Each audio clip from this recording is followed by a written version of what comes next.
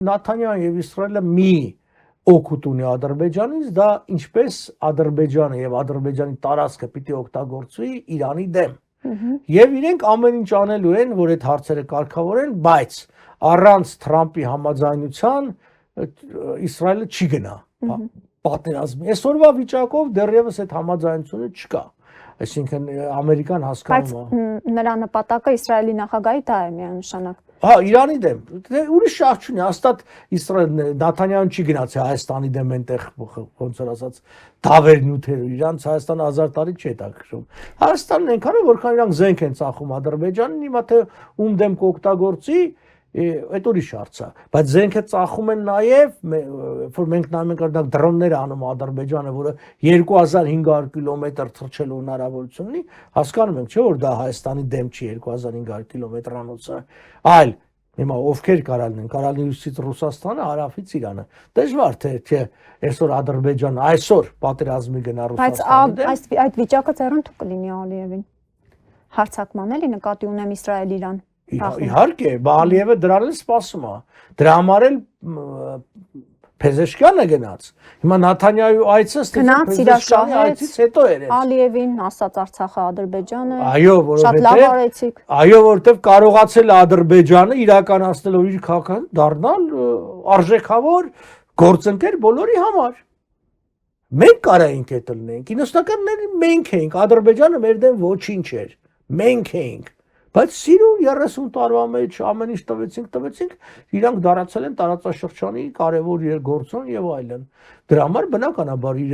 բոլորն էլ փորձում են սիրաշայել։ Ռուսաստանն էլ է փորձում, ես օրինակը բերեցի անցյալ տարվա Պուտինի այցը Բաքու, Նաթանյահու, Փեզեշկյան եւ Չինաստանը, մոռացեք Ալիևի այցը Չինաստան եւ այլն։ Այսինքն, պարոն Պապյան, հիմա Ալիևը դժվար ընտրության առաջ է, հա, որովհետեւ համ Իրանի ղեկավարն է գնում, համ Իսրայելի։ Ալիևը լավ է հասկանում, որ սա այս խաղը, որ ասում են վաբանկ խաղ է։ Եվ ինքը կամ ճիշտ ընտրություն պիտի կատարի, ինքը չի հասկանում, որն է ճիշտ ընտրությունը, որովհետև եթե ինքը Իրանի դեմ է լինում, ասենք Իսրայելի հետ, կարող է, եթե ամեն ինչ շատ վատ վերջացավ բանի համար, ասենք հաղթող կողմը եղավ Իրանը, կամ անգամ հաղթողը չեղավ, միանգամից չոչնչացվեցին այդ հրթիռային համակարգերը, Իրանը կարող է, ասենք չի կարող ոչնչացնել Իսրայելին, բայց կարա Բաքվի նավթահանքերն ու նավթապահուստներ եւ այլ բաներ հողից հավասարացնի։ Բայց մյուս կողմից էլ շահույթը մեծ է, գայթակղությունը մեծ է։ Եթե Իրանին հաջողվեց ջախջախել եւ տրոհել, մի հատ նայեք իրենց քարտեզները, ամբողջ այսպես ասած հարավային Իրանով քարտեզ կա։ Եվ գուցե ԱՄՆ-ն էլ կաջակցի, երբ որ Ադրբեջան Ալիևին, երբ որ Ալիևը Իսրայելին։ Դե դրա համար էլ դեռ չի աջակցում։ Դեռ այն որ պատերազմը դեռ չի սկսել Իսրայելը